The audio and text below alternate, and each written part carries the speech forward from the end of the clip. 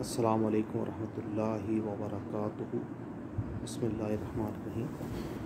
آج کا ہمارا جو موضوع ہے وہ سیرت طیبہ میں اور تاریخ اسلام میں حضرت محمد صلی اللہ علیہ وآلہ وسلم کے بعد حضرت ابوبکر صدیق اور اس کے بعد سیدنا عمر فاروق رضی اللہ تعالیٰ جنہیں فاروق اعظم بھی کہا جاتا ہے۔ ہم نے یہ سلسلہ شروع کیا تھا تاریخ اسلام کے اعتبار سے، کیونکہ انٹرنیٹ پر اور فیس کے اوپر بہت ہی عجیب و غریب طریقے سے تاریخ اسلام کو پیش کیا گیا، تو ہم نے کہا کہ ہم ان بائیسڈ ہو کر جو مستند اہل سنت والجماعت کی تاریخ کی اور احادیث کی کتابیں ان کے اختصار کے ساتھ، یعنی حوالہ جات بھی نہ دیے جائیں، لیکن ان حوالہ جات سے جو لوگ جانتے ہیں ان کو پتہ ہو کہ حوالہ جات سے بغیر نہیں ہیں، اور جو نہیں جانتے ان کے لیے اتنی زیادہ دقیق نہ ہو جائے، یعنی کہ مشکل نہ ہو جائے، کوئی ایسا مسئلہ نہ ہو جائے کہ ان کو سمجھ ہی نہ آئے کہ یار یہ حوالہ جات کہاں پر ہیں اور یہ الفاظ کون سے ہیں، تو سلیس انداز میں اس کو کر دیا جائے۔ ہم آپ کے ساتھ جڑے ہوئے ہیں قصر الحکمت چینل کے ذریعے۔ اگر آپ نے اس چینل کو سبسکرائب نہیں کیا تو اسے سبسکرائب کر دیجیے اور بیل کا بٹن پریس کر دیجیے، اور اگر آپ نے اس کو سبسکرائب کیا ہوا تو ویڈیو آپ کو پسند آئے تو اس کو لائک اور شیئر کر دیجیے۔ حضرت عمر فاروق رضی اللہ تعالیٰ عنہ اولین لوگوں میں سے نہیں تھے، بلکہ آپ نے کچھ عرصے کے بعد اسلام قبول کیا۔ آپ کے اسلام قبول کرنے کا واقعہ وہ بھی اسلام دشمنی کے ساتھ ہی منسلک تھا، یعنی جو ان کا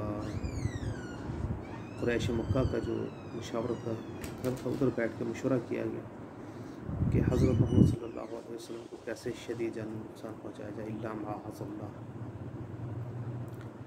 حضرت عمر فاروق نے کہا کہ جی اس کام کو میں انجام دوں گا، لیکن راستے میں اللہ عز و جل نے ان کے دل کو بدل دیا۔ کسی نے کہا کہ بھئی اپنے بھائی اور اپنے بہنوئی اور اپنی بہن کی خبر لو، یہ اپنی بہنوئی اور اپنے بہن حضرت کے جو بہنوئی حضرت زید ان کی طرف گئے، ادھر انہیں زد و کوب کیا، لیکن وہیں پر آپ کے دل کی حالت بدل گئی اور آپ مسلمان ہو گئے۔ غالباً یہ 6 نبوی کا واقعہ ہے، 5 یا 6 نبوی۔ اصل بات تو یہ کہ ان تاریخی حوالہ جات کو پیش کر لیا جائے، یہ تو آپ تاریخ کی کتابوں میں سے ایگزیکٹ حوالہ جات دیکھ لیں گے۔ اس کے بعد حضرت عمر فاروق اسلام لانے کے بعد پہلی مرتبہ اعلانیہ نبی پاک صلی اللہ علیہ وسلم نے خانہ کعبہ کی زیارت کی، مسجد حرام میں عبادت کی۔ حضرت عمر فاروق رضی اللہ تعالیٰ واحد صحابی ہیں جنہوں نے اعلانیہ ہجرت کی۔ آپ نے ہجرت کے وقت تمام اہل مکہ کو بلایا اور ان سے کہا کہ تم میں سے کون ہے جو میرے راستے کو روکے، اور کون ہے جو چاہتا ہے کہ اس کی ماں کا بیٹا مارا جائے اور اس کی بیوی بیوہ ہو جائے اور اس کے بچے یتیم ہو جائیں، تو جو ایسا ہے وہ آئے اور میرا راستہ روکے۔ تو کسی کی بھی ضرورت نہیں ہوئی کہ حضرت عمر فاروق کا راستہ روک سکے۔ مدینہ میں ہجرت کے بعد بھی آپ ان چند اولو العزم صحابہ کرام میں سے تھے جنہوں نے کسی قسم کی کسی سے کوئی امداد نہیں لی۔ سیدنا عمر فاروق رضی اللہ تعالیٰ عنہ کے صاحبزادگان میں سب سے زیادہ مشہور حضرت عبداللہ بن عمر ہوئی اولین میں سے، یعنی 55 سے ہی مسلمان ہوئے تھے، نبی پاک صلی اللہ علیہ وسلم کے نزدیک ترین رہے۔ جناب حضرت عمر فاروق رضی اللہ تعالیٰ عنہ کی جو صاحبزادی حضرت حفصہ رضی اللہ تعالیٰ امہات المومنین میں سے ہیں، اور ان چند اولو العزم کی امہات میں سے ہیں جنہوں نے صحابہ کرام کی تربیت میں خاص حصہ لیا۔ حضرت عمر فاروق رضی اللہ تعالیٰ طویل القامت اور انتہائی شجیع انسان تھے۔ غزوہ بدر میں کے بعد حضرت عمر فاروق کی رائے تھی کہ ان کفار کو قتل کر دیا جائے، لیکن کیونکہ مشورے میں طے ہو گیا تھا کہ ان سے دید وصول کرنی ہے، لینا ہے اور ان سے تاوان لینا ہے، اس لیے اللہ نے فرمایا کہ اگر تم نے مشورہ نہ کیا ہوتا تو اللہ کا عذاب تمہارے سبب پر پہنچ گیا۔ حضرت عمر فاروق انتہائی صائب الرائے شخص تھے۔ نبی پاک صلی اللہ علیہ وسلم کے ساتھ تقریباً تمام ہی جنگوں میں، تمام ہی غزوات میں حصہ لیا، اور نبی پاک صلی اللہ علیہ وسلم کے ساتھ انتہائی جانفشانی کے ساتھ ڈٹے رہے۔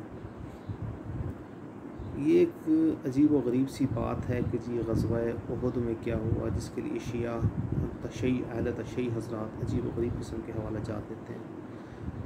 بات یہ کہ اگر ایک واقعہ ہوا کوئی، وہ آپ یہ دیکھیں صحابہ کرام کی ایمانداری، اگر کوئی ایسا واقعہ ہوا بھی تو اس کو کوٹ تو کیا گیا نا، حوالہ تو دیا گیا۔ ایک قسم سے مطلب ایک انتہائی ڈرامے کی کیفیت کے اندر آدمی سے اگر اس اضطراری طور پر ایک عمل پیدا ہوتا، مطلب جس طرح اہل تشیع کہتے ہیں کہ حضرت حضرت ابو بکر صدیق رضی اللہ تعالیٰ عنہ اور حضرت عمر فاروق رضی اللہ تعالیٰ، غزوہ احد کا جو حضرت خالد بن ولید کا حملہ تھا جنگ کے آخری وقت میں، اس میں وہ تھوڑا سا اضطرار کا شکار ہو گئے تھے۔ تو دیکھیں اس میں اس کی وجہ کیا تھی؟ اس کی وجہ یہ تھی کہ ایک افواہ پھیل گئی کہ نبی اکرم صلی اللہ علیہ وآلہ وسلم شہید کر دیے گئے۔ اب یہ صحابہ کرام نبی پاک صلی اللہ علیہ وسلم کے بے انتہا قریبی تھے اور بہت زیادہ محبت رکھنے والے تھے، تو وہ ایک ڈرامے کی کیفیت میں ایک نفسیاتی دباؤ کا شکار ہو کر انہیں سمجھ نہیں آتا ہم اپنے آپ کو ہلاک کر دیں، کیا کریں۔ لیکن دیکھیں نا، اگر وہ ان کے بقول و اضطراری حالت میں وہاں سے چلے بھی گئے تھے تو کیا اس ایک یا دو لمحے کے لیے، یعنی ایک لمحہ 15-20 منٹ کا بنتا تو 15-20 منٹ یا آدھے گھنٹے کے بعد کیا وہ لوگ واپس نہیں آ گئے تھے؟ یا تو یہ نا کہ مکمل طور پر چھوڑ کر چلے گئے تھے؟ ایسا نہیں تھا، یہ کچھ غلط فہمی ہے، لیکن صحابہ کرام کی ایمانداری ہے کہ اس واقعے کو بھی احادیث کی کتابوں میں درج کر دیا گیا۔ اضطراری کیفیت میں لمحہ ہوا لیکن وہ واپس پلٹ کر جنگ کا نقشہ بدلا۔ دیکھیں غزوہ احد جس طرح تصور کیا جاتا ہے کہ جنگ مکمل طور پر ہار گئے، ویسی کیفیت نہیں تھی۔ جنگ ہارنے میں کیفیت یہ ہوتی ہے کہ مفرور ہو جاتے ہیں۔ نبی پاک صلی اللہ علیہ وسلم تو کفار مکہ کے وہاں سے جانے کے بعد احد کے پہاڑ سے نیچے تشریف لائے اور اس کے بعد جو شہدائے احد تھے ان کی تدفین وغیرہ کی۔ تو جو میدان جنگ سے بعد میں جاتا ہے وہ ہارتا ہے، یا جو میدان جنگ کو پہلے چھوڑتا ہے وہ ہارتا ہے۔ اور اس کو معاملے کو اس کیفیت کے ساتھ دیکھیں کہ نبی پاک صلی اللہ علیہ وآلہ وسلم سے محبت کے کس درجے میں یہ لوگ تھے، یعنی ان کے اوپر اتنا وہ شاق صدمہ گزرا کہ نبی پاک صلی اللہ علیہ وسلم شہادت فرما گئے ہیں۔ اس کے بعد ان سے انتہائی اولو العزم ہونے کے باوجود ان کے ہاتھ پیر پھول گئے۔ لیکن دیکھیں یہ بہت لمبے چوڑے ٹائم کی بات نہیں ہے۔ دیکھیں اس ہی مارکے میں فوری طور پر ہمیں یہ نظر آتا ہے کہ یہ صحابہ کرام دوبارہ واپس آ گئے۔ پہر کی بات نہیں میں کر رہا، میں ساعتوں کی بات کر رہا ہوں، یعنی کہ چند منٹوں 20 25 50 منٹوں میں یہ لوگ واپس آ گئے۔ اب خود سوچئے کہ یعنی ایک بڑے جمع غفیر کے مقابلے میں کیا ایک یا دو صحابی، ہاں ابتدائی لمحات میں جو 2 یا 3 صحابہ کرام شہید ہوئے نبی پاک صلی اللہ علیہ وسلم کو ڈھال بناتے ہوئے، دیکھیں نا اگر صرف حضرت علی کرم اللہ وجہ رہتے تو ممکن نہیں تھا نبی پاک صلی اللہ علیہ وسلم کا دفاع کرنا۔ یہ لوگ واپس آئے ہیں تو دفاع ممکن ہوا ہے نا۔ اس کے بعد یہ نبی پاک صلی اللہ علیہ وسلم حضرت سعد کو بھی تیر پکڑاتے رہے اور کہا کہ سعد فدا کامیاب ہوئی، یعنی حضرت عمر فاروق فرماتے ہیں کہ میں نے صرف حضرت سعد کے اوپر نبی پاک صلی اللہ علیہ وسلم کو اپنے ماں باپ جمع کرتے ہوئے دیکھا۔ تو حضرت عمر فاروق وہاں موجود تھے تو انہوں نے یہ بات سنی نا۔ تو یہ ایک یا دو ساعت کے لیے ایسا معاملہ ہو، ایک یا دو پہر کے لیے ایسا معاملہ نہیں ہوا۔ یہ غزوہ احد کو اتنی طویل جنگ نہیں تھی کہ 10-15 دن لڑی گئی، یہ تو شروع ہوئی، مسلمان غالب رہے، اس کے بعد ایک اجتہادی غلطی ہی میں تو کہوں گا صحابہ کرام سے بھی کہ انہیں ایسا لگا کہ بس شاید اب تک کے لیے حکم تھا، انہوں نے اس درے کو چھوڑ دیا۔ حضرت خالد بن ولید مسلمان نہیں ہوئے تھے، وہ اس درے کو عبور کر کے پیچھے سے حملہ آور ہو گئے، ایک اضطراری کیفیت پیدا ہو گئی۔ لیکن اس اضطراری کیفیت کے باوجود بھی مکمل طور پر مسلمان اس طرح پسپا نہیں ہوئے کہ وہ ہر چیز ہی چھوڑ گئے تھے۔ بہرحال حضرت غزوہ احد کے بعد غزوہ خندق کا مارکہ درپیش ہوا، اس کے بعد باقی تمام معاملات کا حضرت نبی پاک صلی اللہ علیہ وسلم کے دست راست کے طور پر جو شخصیت سب سے زیادہ نمایاں طور پر موجود رہی وہ سیدنا عمر فاروق رضی اللہ تعالیٰ رہے۔ نبی پاک صلی اللہ علیہ وسلم کی رحلت فرمانے کے بعد، آپ کے پردہ فرمانے کے بعد حضرت ابو بکر صدیق کی نامزدگی میں بھی سب سے اہم کردار حضرت عمر فاروق کا تھا۔ حالانکہ اولین طور پر یہ بہت شدید شوق کی حالت میں تھے، لیکن اس کے بعد انہوں نے اپنے آپ کو سنبھالا۔ حضرت سیدنا ابو بکر صدیق کے انتہائی پر مصائب دور کے بعد حضرت ابو بکر صدیق نے حضرت عمر فاروق کو اپنا خلیفہ اور نائب منتخب کیا، اور آپ کی وفات کے بعد حضرت عمر فاروق نے حکومت کی باغ دوڑ سنبھالی۔ حالات اتنے اچھے نہیں تھے لیکن آپ کی گرفت بہت مضبوط تھی۔ باقی صحابہ کرام کے مقابلے میں آپ کے قبیلے میں اصحاب کی تعداد بھی کم تھی، لیکن آپ نے اپنے صحابہ کو، اپنے ساتھیوں کو، اپنے رشتہ داروں کو سب سے پہلے کلیدی عہدوں سے، حضرت خالد بن ولید آپ کے قریبی رشتہ دار تھے، آپ نے سب سے پہلے حضرت خالد بن ولید کو معزول کیا ان کے عہدے سے۔ اس کے بعد حضرت خالد بن ولید اپنے وفات تک ایک عام سپاہی کی طرح لڑتے رہے۔ آپ نے انتظامی معاملات کو بہت مضبوط کیا، بیت المال کو بہت مضبوط کیا، تمام معاملات کو بہت سختی کے ساتھ انجام دیا۔ آپ کے اوپر بہت ساری باتیں کی جا سکتی ہیں لیکن کسی بھی موقع پر آپ کے انصاف کے اوپر بات نہیں کی جا سکتی۔ اس معاملے میں آپ بہت سخت تھے۔ آپ نے اپنے صاحبزادے کو بھی درے لگوائے جب اس کے اوپر حد ثابت ہو گئی۔ آپ نے کسی بھی معاملے میں کسی بھی شخص کے ساتھ کسی قسم کی کوئی رعایت نہیں کی۔ آپ کے زمانے میں تمام ممالک اسلامیہ کے اندر جتنا بھی فتوحات ہوئی، سب سے زیادہ یعنی فتوحات کا جو بیرون عرب آغاز ہو حضرت عمر فاروق کے زمانے میں، وہ مصر، شام، ایران، یہ سب آپ کے زمانے میں فتح ہوئے، اور فتح ہی نہیں ہوئے بلکہ ان کے اوپر بہت ہی اعلیٰ طریقے سے انتظامی امور بھی قائم کیے گئے۔ آپ کے آخری دور میں آپ نے حضرت امیر معاویہ کو مصر اور شام کا گورنر مقرر کیا۔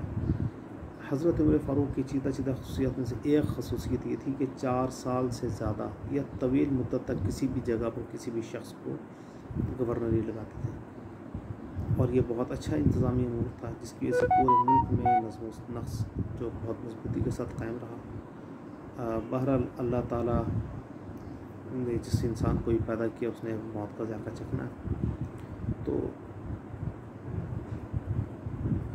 حضرت عمر فاروق بھی ایک مجوسی ابو لولو فیروز کے ہاتھوں نماز کے دوران شدید زخمی ہو گئے، اور جس کے بعد آپ نے 2 دن کے بعد وفات پائی۔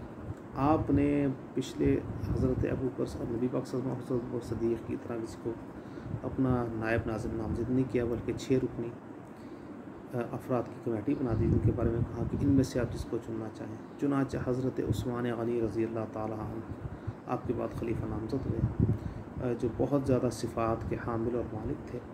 حضرت عمر فاروق نے دم میں زندگی اہل بیت کے ساتھ بہت ہی زیادہ محبت اور محبت کا معاملہ رکھا، اور جب وہ واقعہ پیش آیا کہ عبداللہ بن عمر کو حضرت امام حسین نے کہا کہ ہمارے غلام کے بیٹے، تو حضرت عمر فاروق نے فرمایا کہ اس کو سند کے طور پر لکھوا لو۔ اللہ تعالیٰ حضرت عمر فاروق کے صدقے ہم پر کرم فرمائے۔ اللہ تعالیٰ کے نبی کے بہت ہی جلیل القدر ساتھی تھے، اور ہمیں ان کے بارے میں غلط سوچ اور غلط باتیں رکھنے سے بچائے، اور ان کی مکمل طور پر عزت اور حرمت کرنے کی توفیق عطا فرمائے۔